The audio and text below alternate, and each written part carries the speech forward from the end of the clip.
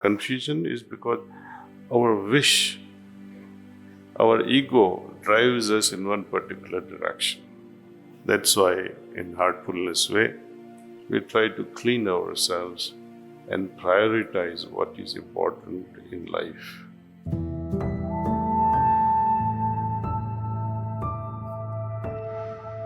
It was very cold and the weather was quite dry.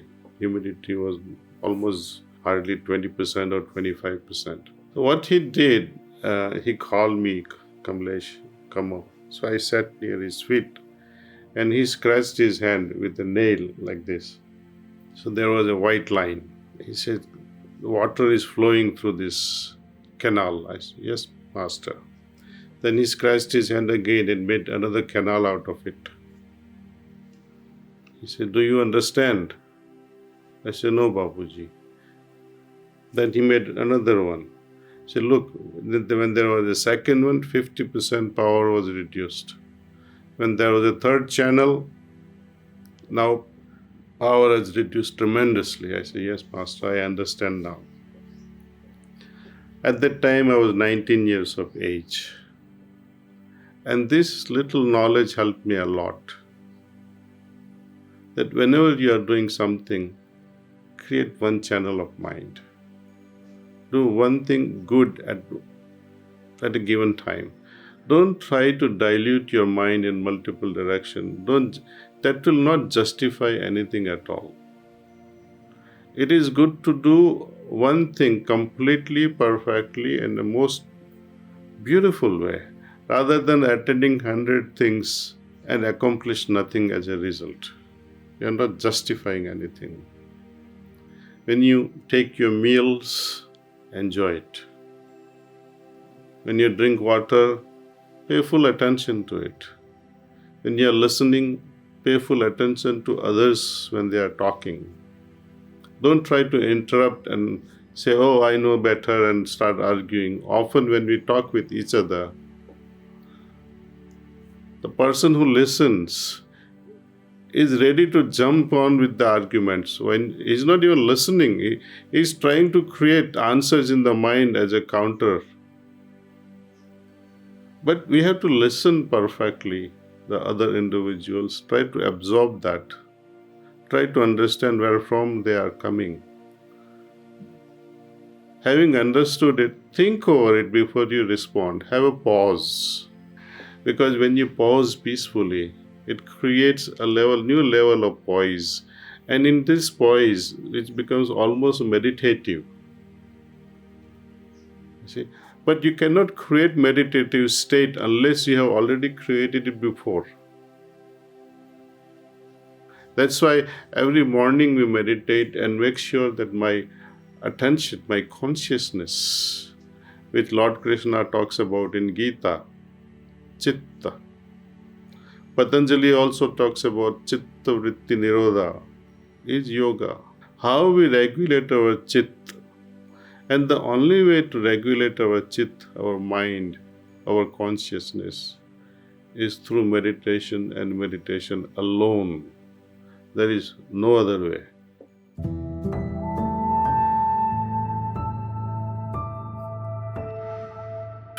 The confusion is not because of the heart or not because of the mind, the logic. The confusion is you don't want to follow the right thing. Heart, बोलते नहीं, दिल की आवाज सुनो. Why? Because it never misguides you. Never, ever. But whenever the heart speaks, don't do this, this is wrong. We put a stone on our heart and say, tu chup ho ja, band kar teri baat. And we keep on putting more and more stones on our heart. And in the process, we ourselves become stones. Stone-hearted individuals. How to listen to heart? It's very easy. Even a small child running around with a bottle of milk, when he drops it on the ground, understands that I have done something wrong or something wrong has happened. How can adults not understand when they do something wrong? We don't want to listen deliberately, not because of the mind or the heart. Confusion is because our wish, our ego drives us in one particular direction. That's why, in heartfulness way, we try to clean ourselves and prioritize what is important in life. Once we understand what is important in life, it becomes easier for us to follow the heart. Heart follows the natural rhythm. Let me explain to you how this happens. You try and understand when unnatural thing happens. You are looking, you are listening. Looking or seeing is very natural to most of us. Listening also, hearing is also very natural for all of us. But what if your eyes becomes blurry and you have blurred vision? Or when you stop hearing properly and you say, what happened? Let me unclog my ears. Whenever natural things are happening, you don't become aware. There is no signals from inside that, oh, I'm seeing properly, congratulations. You don't feel that moment. When you're hearing properly, you don't congratulate yourself and say, Sabas, aaj dang se sun rahe ho aaj. Moment you do, moment something goes wrong, the heart tells you it is not right. More we listen to the heart, more it will speak clearly. Lesser we listen to the heart, its voice will become lesser and lesser. The day will come, heart will not give you any more signals because you have not listened. That's the day you have become Rakshas or a stone-hearted person. So it's very easy to understand the difference between the voice of the heart or the voice of the conscience and voice of the mind.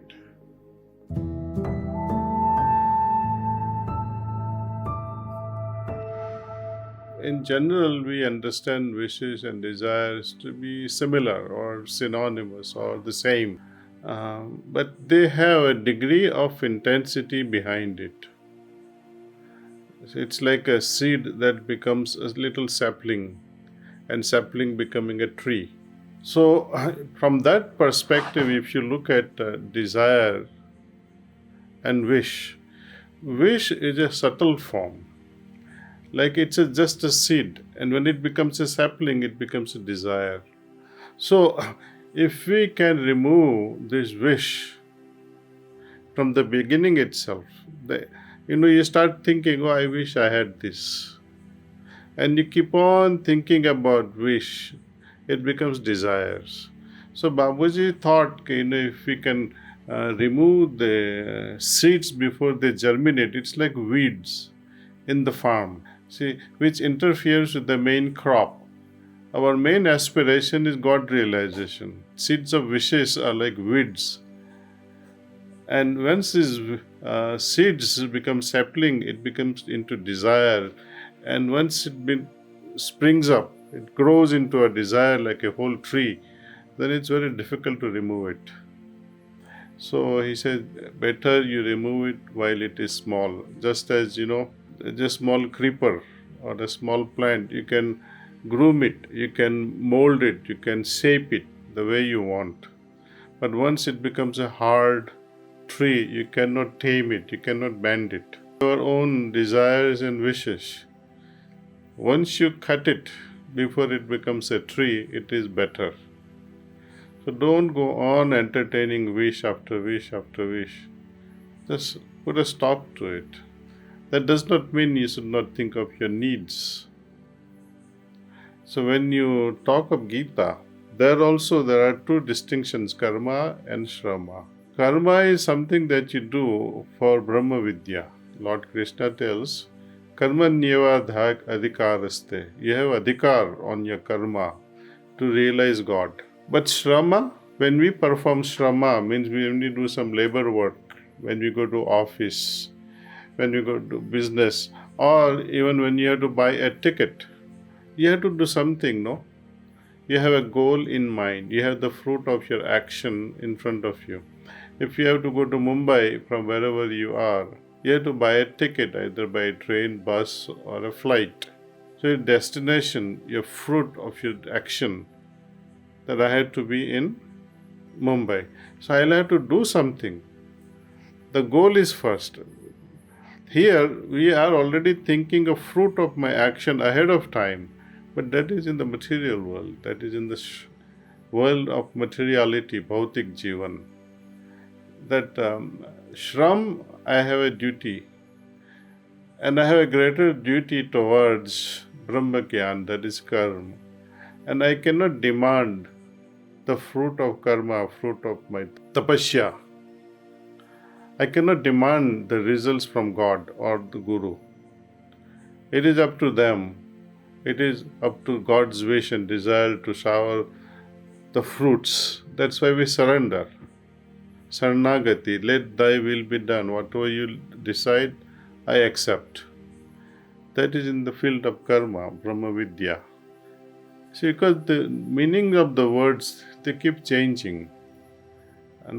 What was understood during Lord Krishna's time, karma, it only had one meaning, Brahma Vidya. Whatever we do towards Brahma Vidya was karma, and whatever we do to live in this world is Shrama.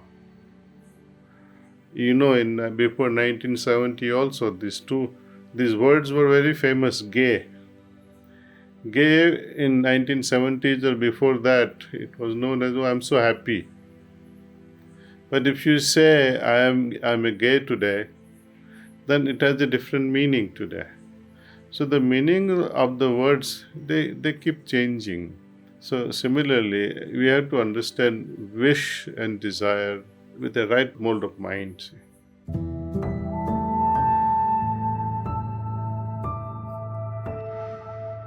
In order to be creative, the number one prerequisite is peaceful environment, harmony within.